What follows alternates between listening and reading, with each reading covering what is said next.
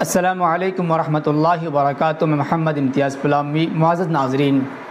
آپ نے بہت سارے لوگوں کی زبان سے یا رسول اللہ، یا غوث اعظم، یا غوث پاک اس طرح کے الفاظ سنے ہوں گے۔ اس طرح کے الفاظ کے سلسلے میں بہت اختلاف پایا جاتا ہے۔ کچھ لوگ فوراً کہہ دیتے ہیں یہ شرک ہے، کچھ لوگ مطلقاً کہہ دیتے ہیں یہ جائز ہے۔ کچھ لوگوں کا شیوا بن چکا ہے کہ جب بھی حضرت پیران پیر غوث اعظم رحمہ اللہ یا آقا نامدار مدینہ کے تاجدار احمد مجتبیٰ محمد مصطفیٰ صلی اللہ علیہ وسلم کو پکارتے ہیں یا کوئی بات کہنی ہوتی ہے تو یا رسول اللہ کہتے ہیں، کوئی یا غوث کہتا ہے۔ یعنی کہ جو بزرگ ہستیاں ہیں وہ تو اپنے اپنے مقامات پر ہیں،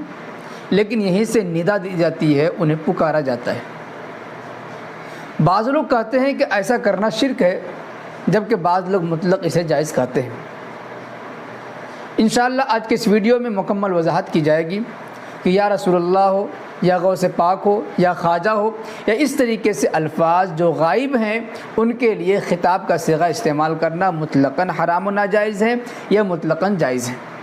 کس صورت میں جائز ہیں، کس صورت میں ناجائز ہیں، اس کی تفصیل انشاءاللہ اس ویڈیو میں بیان کی جائے گی۔ آج کی اس تفصیل سے اس بات کی بھی وضاحت ہو جائے گی کہ ہمارے بزرگان دین نے جو اپنی کتابوں میں یا رسول اللہ کا لفظ لکھا ہے، حضور پاک صلی اللہ علیہ وسلم کو مخاطب کیا ہے یا کسی بزرگ ہستی کو مخاطب کیا ہے، ان مخاطب کرنے کا کیا مطلب ہے؟ کیا وہ مخاطب کرنا بھی شرک ہے؟ اسی طریقے سے ہمارے اولیاء کرام کی کتابوں میں ملتا ہے، کبھی کسی نے آقا نامدار صلی اللہ علیہ وسلم کو اپنی مصیبت میں پکارا، کسی نے بزرگ ہستی کو کسی مصیبت میں پکارا۔ ان تمام کا مقصد کیا ہے؟ اور علماء حق، علماء دیوبند کی کتابوں میں اگر اس طریقے سے عبارتیں مل رہی ہیں تو ان میں کیا مطلب ہے؟ کیا وہ بھی شرک ہے یا شرک نہیں ہے؟ اس وضاحت سے بہت ساری باتیں آپ کے سامنے آنے والی ہیں۔ دیکھیے، ہم جو تفصیلی گفتگو کرتے ہیں تو ویڈیوز بہت لمبے ہو جاتے ہیں۔ احباب کا تقاضا یہ ہے کہ ویڈیو مختصر ہونی چاہیے تاکہ تمام لوگ آسانی سے دیکھ سکیں، سن سکیں۔ ویڈیو لمبا ہونے کی وجہ سے بہت سارے لوگ پوری بات نہیں سن پاتے ہیں، اس لیے کوشش کروں گا کہ ویڈیو مختصر کیا جائے۔ اب مختصر کرنے کے لیے ضروری ہے کہ ہم زیادہ کتابوں کے حوالے نہ دیں، بس آپ اعتماد کریں اور انشاءاللہ کتاب کے حوالہ دوں گا۔ ایسا نہیں کہ بغیر حوالے کی بات کروں گا، کتاب کے حوالے سے بات کروں گا، لیکن پہلے جس طریقے سے یہ کتاب، وہ کتاب، فلاں کتاب کی عبارت، سب کتابوں کی عبارتیں نقل کرتا تھا، اس طریقے سے انشاءاللہ آج نقل نہیں کروں گا۔ بس ایک کتاب ہے جس میں یہ ساری تفصیل موجود ہے، اس کے حوالے سے ساری بات کی جائے گی انشاءاللہ۔ یہ کتاب ہے محاضرات علمیہ، جو دارالعلوم دیوبند کی طرف سے جاری ہونے والا محاضرہ ہے۔ چوتھا محاضرہ ہے، صفحہ نمبر 143 پر یہ تفصیل موجود ہے۔ دیکھیے، یا رسول اللہ ہو، یا غوث ہو، یا کسی بھی بزرگ ہستی جو کہ غائب ہیں، ان کو ندا کرنے کے 5 صورتیں ہوں گی۔ ان میں سے ایک صورت ناجائز کی ہے، باقی 4 صورتیں جائز ہونے کی ہیں۔ پہلی صورت یہ ہے کہ کوئی شخص آقا نامدار مدینہ کے تاجدار صلی اللہ علیہ وسلم کو یا کسی بھی بزرگ ہستی کو ندا کر کے پکارے یا رسول اللہ یا غوث پاک کہے، لیکن اس کا عقیدہ یہ نہ ہو کہ حضور پاک صلی اللہ علیہ وسلم حاضر ناظر ہو، اور یہ بھی عقیدہ نہ ہو کہ ہم جو بات کر رہے ہیں، جو بات کہہ رہے ہیں، وہ بنفس نفسی سے وہ سن رہے ہوں، بلکہ تخیلات کی دنیا میں جس طریقے سے شعراء اپنے کلام میں کبھی پہاڑ کو ندا کرتے ہیں، کبھی باد صبا کو، کبھی کسی پرندے کو مخاطب کرتے ہیں، کبھی کسی جھیل کو مخاطب کرتے ہیں، لیکن ان کا عقیدہ یہ نہیں ہوتا کہ میں جس پہاڑ کو مخاطب کر کے یہ بات کر رہا ہوں اس پہاڑ تک میری آواز پہنچ رہی ہے یا وہ پہاڑ میری آواز کو سن رہا ہے۔ بتانا مقصد نہیں ہوتا، بلکہ ایک تخیلات کی دنیا ہوتی ہے۔ اسی طریقے سے کوئی شاعر آقا نامدار صلی اللہ علیہ وسلم کو یا کسی بزرگ ہستی کو تخیلات کی دنیا میں ندا کرے۔ دوسری صورت یہ ہے کہ کوئی عاشق اپنے معشوق کو یاد کرتا ہے، عاشق کہیں اور ہوتا ہے، معشوق کہیں اور،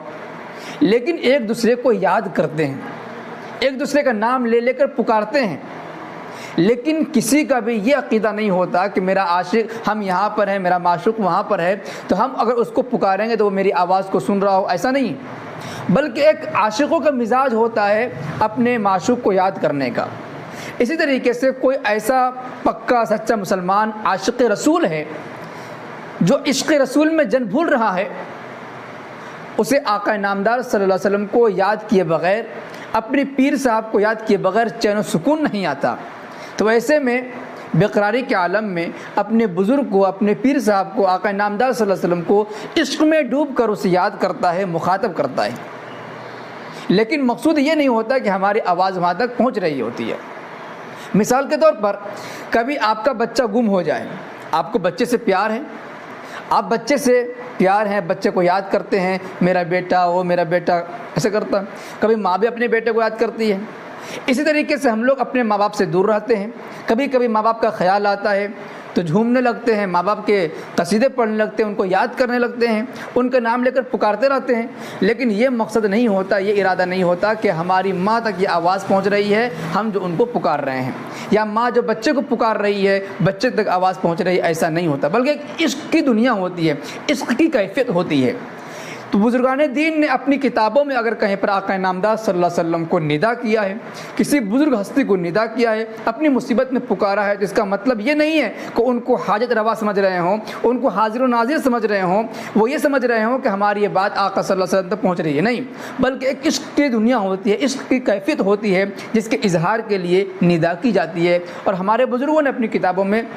جو ندائیہ کلمات استعمال کیے ہیں، ان کا مطلب مفہوم بھی یہی ہو سکتا ہے۔ ایک تیسری شکل یہ ہے کہ کوئی شخص یا رسول اللہ تو کہے، لیکن اس کا عقیدہ یہ ہو کہ ہمارا یہ پیغام، ہماری یہ بات،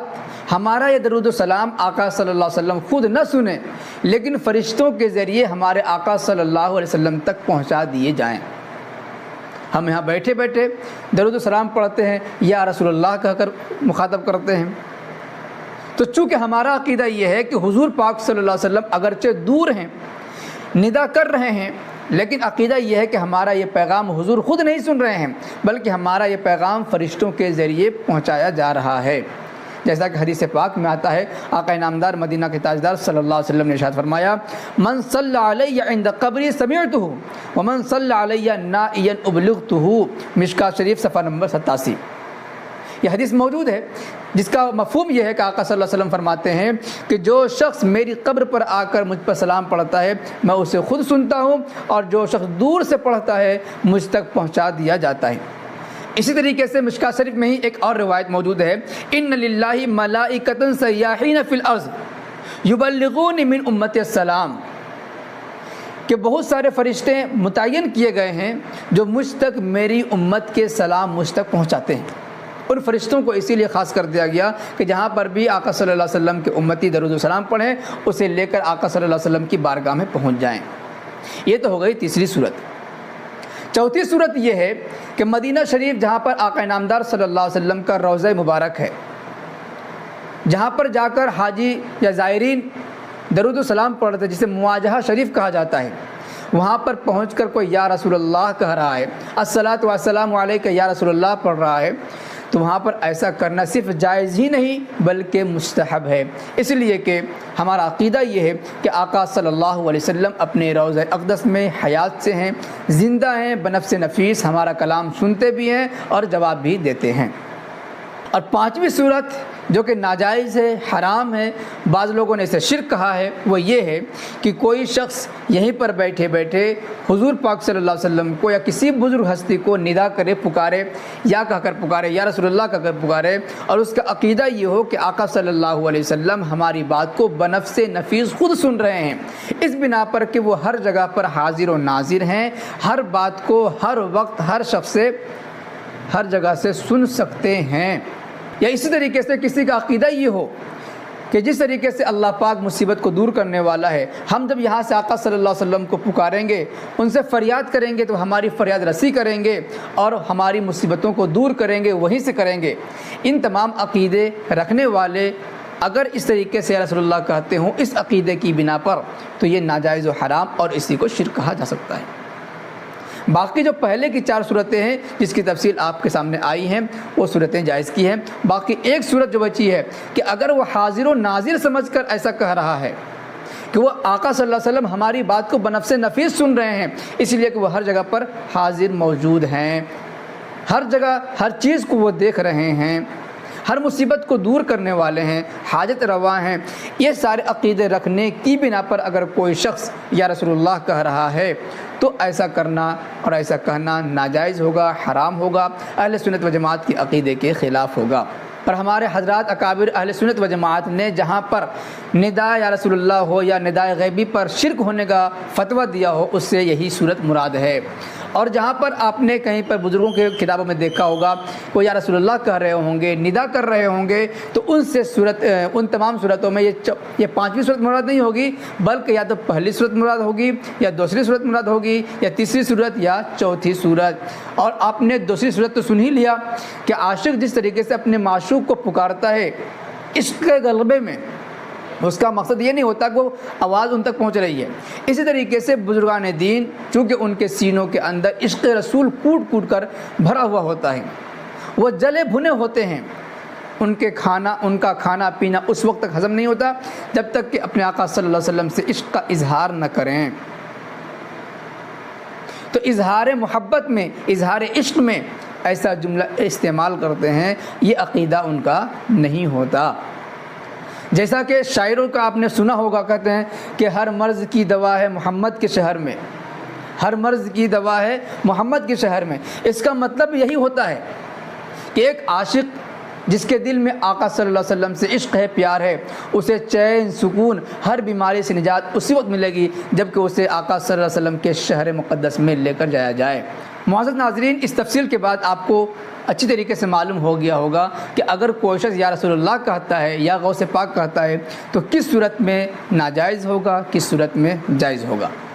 باقی اگر اس سلسلے میں آپ کے ذہن و دماغ میں کوئی بات ہو کمنٹ باکس میں ضرور لکھیں، ویڈیو پسند آنے پر لائک کریں، خوب شیئر کریں تاکہ اس حقیقت سے دنیا آگاہ ہو سکے۔ شکریہ، جزاک اللہ۔ السلام علیکم ورحمۃ اللہ وبرکاتہ۔